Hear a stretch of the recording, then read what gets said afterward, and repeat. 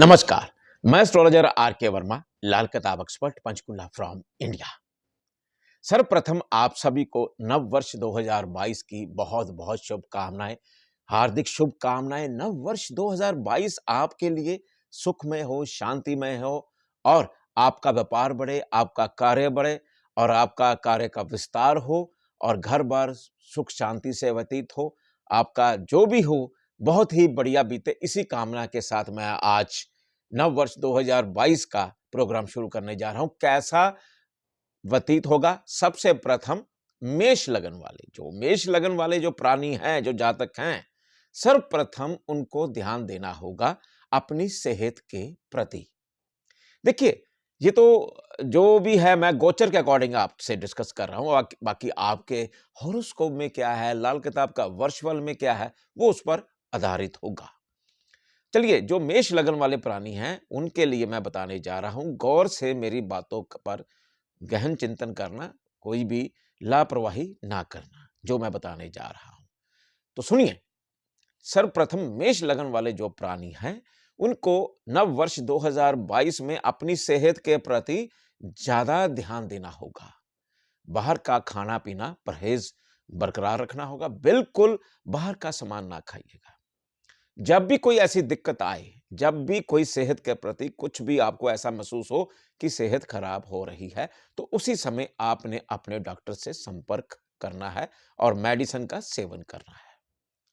मैं लाल किताब एक्सपर्ट हूं और लाल किताब के अकॉर्डिंग ही बाकी आपके हॉरोस्कोप में कैसा विवरण है ग्रहों का, कैसा लाल किताब का वर्षफल में विवरण आ रहा है, उसका क्या प्रभाव होगा, वो अलग बात होगी। लेकिन जो गोचर के मुताबिक नव वर्ष 2022 में सेहत के प्रति आपको ध्यान देना होगा। क्या क्या हो सकता है इसमें?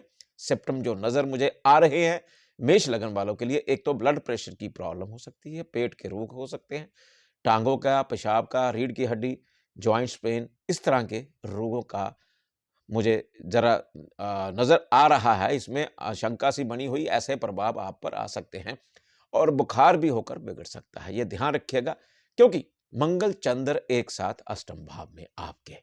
और क्या होगा? भाग्य जो है, भाग्य स्थान पर सूर्य शुक्र का मिलन, लेकिन उसमें भी क्या है कि उतार चढ़ाव काफी कुछ आपको देखना पड़ सकता है। और हाँ, एक चीज आपकी पॉजिटिव मैं ले सकता हूं मेष लगन वालों के लिए।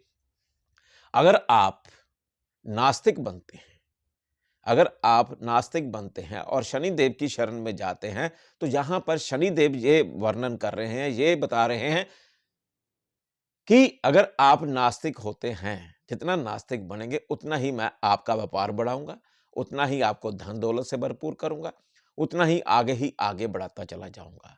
जो तो है वकील भाई या जजेस हैं या बिल्डिंग मटेरियल का काम करते हैं या प्रॉपर्टी डीलर्स हैं, कोई भी एनी, तो वो आगे बढ़ सकते हैं अगर शनिदेव की शरण में जाते हैं आप लोग। तभी क्या क्या करना होगा उसके लिए? एक तो नॉनवेज, शराब, मांस मछली का सेवन बिल्कुल नहीं करना है, नास्तिक बनना है और शनिदेव की पूजा अर्चना अवश्य करनी है इस मंत्र उच्चारण के साथ। मंत्र नोट करिएगा आप। ओम प्राम प्रीम प्रोम स शनिश्चराय नमः। इस मंत्र का उच्चारण करें। अगर नहीं भी करना चाहते तो आजकल नेट पर यह विराजमान है, आप नेट पर जाकर यूट्यूब पर भी सुन सकते हैं और गुनगुना सकते हैं। जितना शनिदेव की शरण में जाएंगे उतना ही आपको फायदा मिल सकता है। देखिए, आगे जो है इस साल जो है दो बड़े ग्रह जो बड़ा प्रभाव छोड़ते हैं, एक बृहस्पति, वो भी 13 अप्रैल को मीन राशि में संचार करेंगे और राहु भी शिफ्ट होने वाले हैं। राहु जो है वृषभ से उल्टी दिशा में चलते हुए मेष राशि में संचार करेंगे। तब क्या होगा अप्रैल से, आप ध्यान रखना होगा मेरी बातों पर। मेष लगन वाले बिल्कुल ध्यान दीजिएगा मेरी बातों पर। एक तो इस समय का दौर है अप्रैल तक, मिडिल अप्रैल तक अपने ससुराल से बनाकर रखिएगा, वो ध्यान देना होगा आपको। जितना ससुराल से बनाकर रखेंगे उतना ही आपको उचित फल मिलेगा। धन की कमी आने के आसार हैं।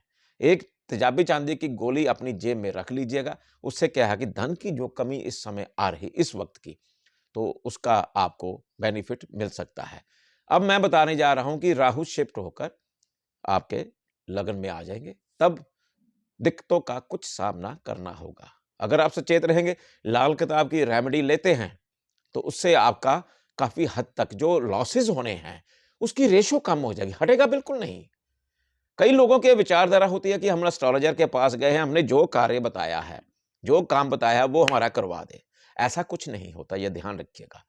हम आपका हॉरोस्कोप रीड करते हैं।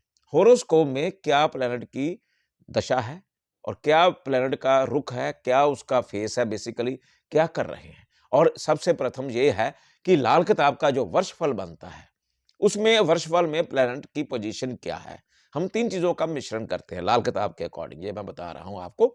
एक तो आपका हॉरोस्कोप, एक आपका वर्षफल लाल किताब का, एक आपका गोचर।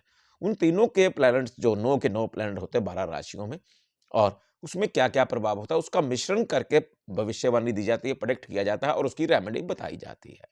ये तो मैं आपके जो लगन के अकॉर्डिंग आपको नव वर्ष 2022 का फल बता रहा हूँ, जो ऐसा संभावना है, ऐसा होने का आशंका बनी रहेगी।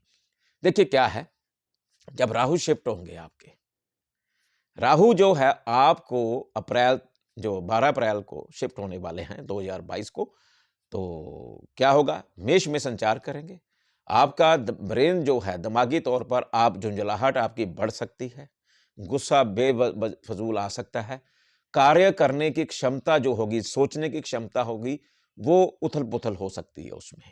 बिल्कुल सचेत रहना होगा, ध्यान देना होगा, लाल किताब की रेमेडी लेना बहुत ही आवश्यक है। और क्या होगा, अगर आप शादीशुदा नहीं हैं, इसमें क्या होता है कई बार कि आप लोग की शादी या मंगनी हो रही है या कुछ ऐसा है, तो उसमें विलंब आना शुरू हो जाता है इससे।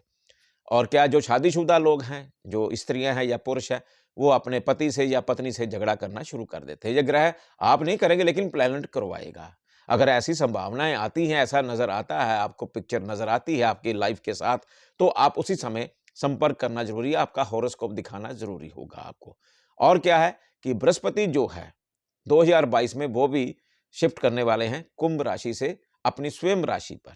अपनी स्वयं राशि मीन में संचार करेंगे 13 अप्रैल से 2022 से। तो मेष लगन वाले जरा ध्यान रखें क्या है, गले में कुछ भी धारण ना करें। ये मेरी लाल किताब की रेमेडी है। गले में कुछ भी धारण ना करें और चलते साधु संत फकीर से दूरी बनाकर रखें। अगर आपने ₹1 दान कर दिया तो ₹100 का नुकसान है। हाँ, गरीबों की कुछ रोगियों की इस तरह से गरीबों की मदद कर सकते हैं, लेकिन साधु संत फकीर की उनकी शरण में नहीं जाना है। आपने ये ध्यान रखना, नहीं तो फिर आपको नुकसान हो सकता है, लॉसेस आ सकते हैं, कई प्रकार के लॉसेस आ सकते हैं। उपाय यही है कि उनकी शरण में नहीं जाना, ना ही उनको दान पुण्य करना है आपने। सिर्फ़ गरीबों को आप मदद कर सकते हैं, इतना रख सकते हैं आप। बाकी जो यहाँ पर चलो बृहस्पति का मैंने ये बता दिया, लेकिन तो शनि देव जो है मैंने पहले बताया कि नास्तिक रहना है। इसमें थोड़ा-सा परहेज़ करिए, जो मेरी बातों का है जो बता रहा हूँ, ध्यान रखना होगा थोड़ा-सा। आप दूर ही रहिए, ज़्यादा उचित है। नास्तिक बनेंगे उतना ही शनिदेव आपको बेनिफिट देंगे। और क्या करना है आपने, एक तो गले में धारण कुछ नहीं करना है, 13 अप्रैल से, और बातें बहुत कम करनी है। कहीं ये ना हो कि आप गोष्ठी में बैठ के कहीं मित्रगण आ गए या घर परिवार इकट्ठा हो जाता है, तो आदमी ज़्यादा बोलता है, या कहीं भी जाकर आप समझाने की कोशिश करेंगे, ऐसा ना करो, ऐसा ना करो, ऐसा ना करो। जितना आप चुप्पी बरतेंगे, उतना ही ग्रह आपको बेनिफिट देगा। देखिए, ये मेष लगन वालों के लिए नव वर्ष 2022 का मैंने फल बताया है। बाकी आपकी कुंडली में प्लैनेट कहाँ-कहाँ पर विराजमान है और लाल किताब का वर्ष फल 2022 का क्या कहता है, वो मैं आपकी कुंडली देखकर ही बता पाऊँगा। जो मैंने ये जो आपको बताए हैं, सिम्पटम बताए हैं नव वर्ष 2022 का मेष लगन वालों के लिए, वो इस प्रकार है। अब मुझे आज्ञा दीजिएगा। नमस्कार।